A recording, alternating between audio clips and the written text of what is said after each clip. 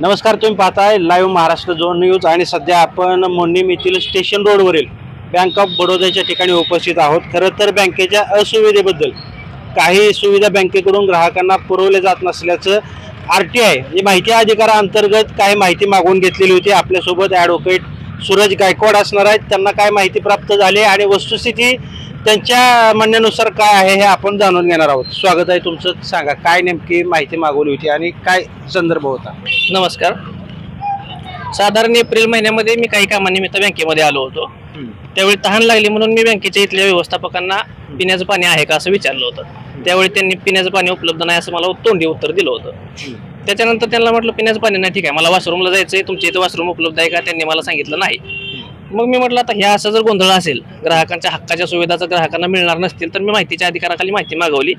दिनांक 4 एप्रिल 2024 मी माहितीच्या अधिकाराचा रितसर अर्ज केला की बाबा बँकेत येणाऱ्या ग्राहकांना बँक कामकाजा व्यतिरिक्त कोणत्या सुविधा देणं बँकेवर बंधनकारक आहे, जसं की स्वच्छ व शुद्ध पिण्याचं पाणी, वॉशरूम इत्यादी यादी. या सुविधांपैकी बँक ऑफ बडोदा मोडणीम शाखेमध्ये कोणत्या सुविधा उपलब्ध आहेत आणि त्याच्यासाठी तुम्ही वर नमूद केलेला जो कालावधी आहे त्याच्यामध्ये आपल्या बँकेने एकूण किती खर्च केला त्याचा तपशील ही माहिती मी माहितीच्या अधिकाराखाली मागवली होती. त्याला उत्तर त्यांनी दिलं 30 एप्रिल 2024. उत्तरात असं सांगितलं की सर्व मूलभूत सुविधा जसे की स्वच्छ व शुद्ध पिण्याचं पाणी, वॉशरूम इत्यादी उपलब्ध आहे आणि त्याला केलेला खर्च म्हणजे 2020 ते मी अर्ज केलेल्या कालावधीपर्यंत त्यांनी केलेला खर्च 30,000 असं नमूद केले त्यांनी. आत्ताच थोड्या वेळापूर्वी माझा भाऊ सुद्धा आतमध्ये गेला होता. काय विचारलं त्यानं की पिण्याचं पाणी मला पाहिजे, उपलब्ध आहे का? त्याला उत्तर दिलं नाही. वॉशरूमला मला जायचं उपलब्ध आहे का? त्याला उत्तर दिलं नाही. म्हणजे 4 एप्रिल पासूनची वस्तुस्थिती तुम्ही सरळ सरळ खोटी माहिती सांगताय, बरोबर, आणि खर्च केला म्हणून सांगताय तुम्ही 30,000. ह्याचा अर्थ ग्राहकांना उपलब्ध असणाऱ्या हक्काच्या सुविधा तुम्ही देत नाही हे, आणि इतरही अनेक तक्रारी त्यांच्या विरुद्ध अशा आहेत.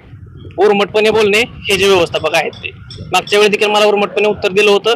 माझ्या समोर एका शेतकऱ्याला उर्मटपणे त्यांनी उत्तर दिली होती, हे माझ्या डोळ्यासमोर घडलेलं उदाहरण.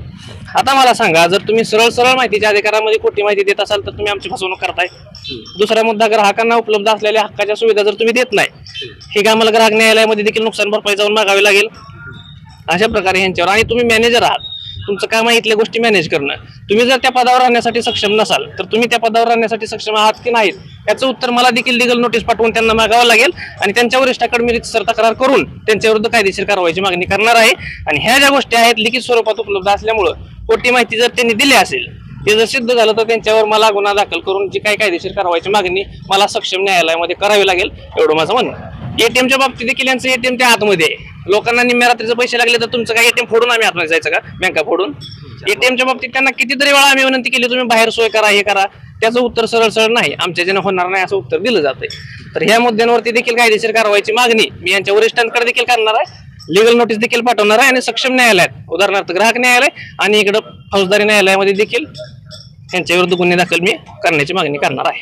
तुम्ही आता बँकेमध्ये गेलता, काय मागणी तुम्ही बँकेकडे? आतमध्ये गेलो होतो आणि पाण्याची मागणी केली तर त्यांनी नाही म्हणून सांगितलं. आणि आतमध्ये पाहिलं तर कुठं त्याचं निदर्शन झालं नाही की पाणी वगैरे आणि वॉशरूमची सोय आहे. तर सध्या ह्यांनी माहिती अधिकाराअंतर्गत जी माहिती मागवलेली आहे त्यामध्ये बँकेनं पिण्याची पाण्याची सुविधा आणि वॉशरूम असल्याचं या ठिकाणी नमूद केलेलं आहे. परंतु वस्तुस्थिती काय आहे यांच्या म्हणण्यानुसार त्यांनी या ठिकाणी व्यक्त केलेलं आहे. आपण बँक मॅनेजरशी संवाद साधूयात, त्यांचं नेमकी यावर काय प्रतिक्रिया आहे हेही जाणून घेऊयात.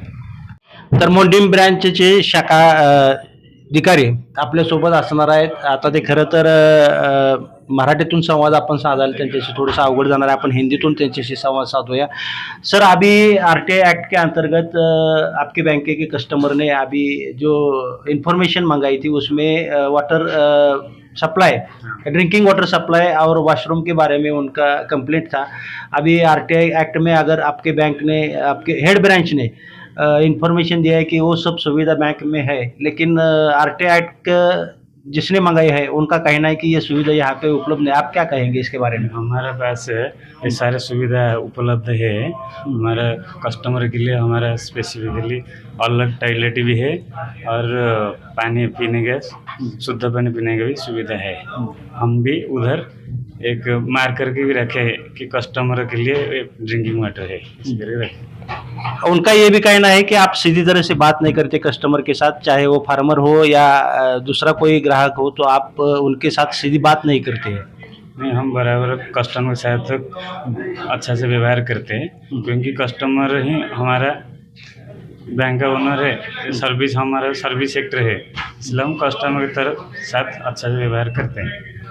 एटीएम मशीन के बारे में भी उन्होंने कंप्लीट की है अभी अभी कि एटीएम मशीन जो बाहर होना चाहिए वो अंदर है, और वो बैंकिंग आवर्स में ग्राहक के लिए जो पैसा निकलना होता है उसी आवर में निकलते हैं, बाद में वो सुविधा नहीं मिलती है।